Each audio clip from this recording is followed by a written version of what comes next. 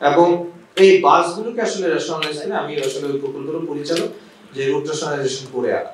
তো আমরা সেই চেষ্টাটাও শুরু করেছি, কারণ এই সিগন্যালিং করতে গিয়ে আমরা যখন কিছু ডেটা পেলাম, কিছু কাজ হচ্ছে, তো আসলে এটা সলভ হয় না। শুধুমাত্র বলবে এই যে এটা কি রিয়েল টাইম ট্রাফিক, আসলে এত বড় কিউ হয়ে যাচ্ছে। আপনার ধরেন আমরা তো নিশ্চয়ই দেখি যে আপনার কারণবাজারে শুরু হলে সেটা বাংলা মোটর পেরিয়ে শাহবাগ পর্যন্ত চলে যায়। সুতরাং আসলে সিগন্যাল লাল নীল বাতি চেঞ্জ হতে থাকে, কোনো জ্যাম আর ছুটতে পারে না। সো আমাদের আসলে যদি প্রাইভেট কার কমিয়ে আমরা যে পাবলিক ট্রান্সপোর্টের দিকে যেতে পারি, আমাদের বাসগুলো কে রেশনালাইজ করে আনতে পারি। আমরা কাজ শুরু করেছি, চেষ্টা করছি, তবে সেটাও 3 থেকে 6 মাস এরকম খানিকটা সময় তো লাগবে, কারণ আমরা সারা পাচ্ছি। আগে যেটা বলছিলেন যে কোঅর্ডিনেশন অভাব ছিল, এখন অনেক ভালো, অনেক সিচুয়েশন অনেক বেটার।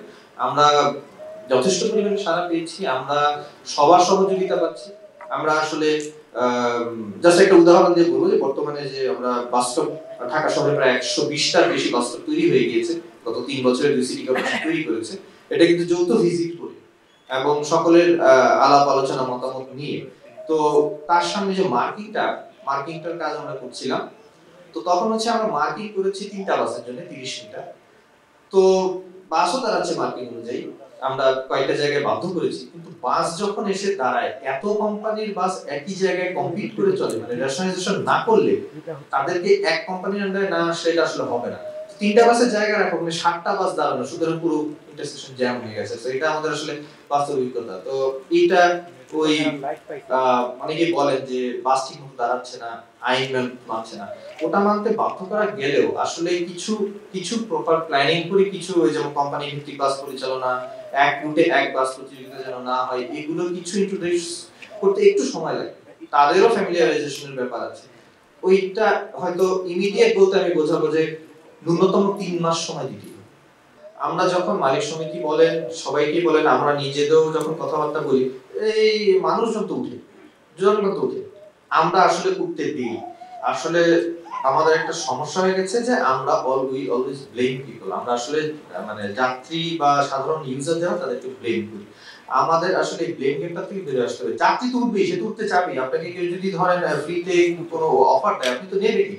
তো ড্রাইভিং মানে ড্রাইভারের হাতে একটু স্টিয়ারিংটা, সে যদি না থামায়, তাহলে কিন্তু আসলে কোনো যাত্রী ওখানে ওঠার পায় না। তো আমরা সর্বোচ্চ চেষ্টা করছি, তবে এক্ষেত্রে একটু ওই জনসাধারণ এবং সাধারণ মানুষকে আসলে যে যেরকম ভয়েস রেজ, যেটা আসলে আমাদের ভয়েস ফর রিফর্ম, যেটা তাদেরকেও করতে হবে। আমরা প্রচুর বাস পাচ্ছি, শুধু যে যেখানে সেখানে থামাচ্ছে তা না, আপনার কাগজপাতি ছাড়া চলছে, খুবই বাজে অবস্থা, জঘন্য অবস্থা।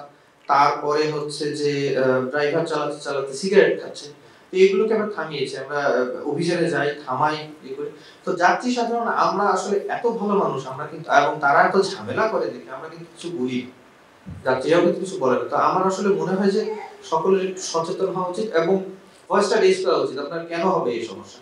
আমাদের নাম্বার আছে, পুলিশ আছে, আপনি সামনে তাকে থামিয়ে ধরিয়ে দেন, আমরা ব্যবস্থা নিবই। এবং মানে আমরা অনেক ছাড় দিচ্ছিও, যেমন ঢাকা শহর অনেকেরই রুট ভায়োলেট করেছে, আমরা কিন্তু তাদেরকে ধরি না, ঠিক আছে, আচ্ছা ঠিক আছে, কিন্তু তুমি বাসে বসে বসে সিগারেট খেতে খেতে বাস চালাবা, এটা একটা ভয়ঙ্কর অপরাধ। এবং তুমি ভাড়া তালিকা রাখবে না, এগুলো খুব ছোট্ট ছোট্ট সামান্য কাজ। যেমন এটা আপনারাই, মানে আমি সবাইকে বলবো, আপনারা সঙ্গে সঙ্গে রেজিস্ট্রেশন ছবি তুলে পাঠিয়ে দেন সরকারি দপ্তরগুলো, যেখানে যা ইয়ে আছে, যেখানে আপনারা গ্রিভেন্স রিড্রেস করা যায়, যে এই বাসে আমরা ভাড়া তালিকা পাইনি। এইটা খুব ছোট একটা ল্যামিনেশন করে ভাড়া তালিকাটা দিয়ে দিতে কিছু লাগে না। সিগারেট খেতে খেতে চালাচ্ছে, একটা ভিডিও দিয়ে দেন, কারণ ব্যবস্থা আমরা নেবই। ওই দু একজনকে ধরার সঙ্গে সঙ্গে তারা আসলে তখনই ফট করে বের করে ফেলে বা নানাভাবে আমরা আইনগতভাবে এখন অনেকটা স্ট্রং, অনেক ব্যবস্থা নিতে পারবো। তো একদম শর্ট টার্ম সলিউশন হচ্ছে এগুলো, যে যথাযথ বাস না থামানো, বাসের ভেতরে যে অনৈতিক কাজগুলো হয়, যে সিগারেট টিগারেট খেয়ে চালানো, এবং যেখানে সেখানে যে মাঝখানে রাস্তায় দাঁড়িয়ে যাত্রী তোলা, এইটা নিয়ে একটু সচেতন হওয়া উচিত। আর ব্যবস্থা গ্রহণ সরকার করবে, আমরা করবো।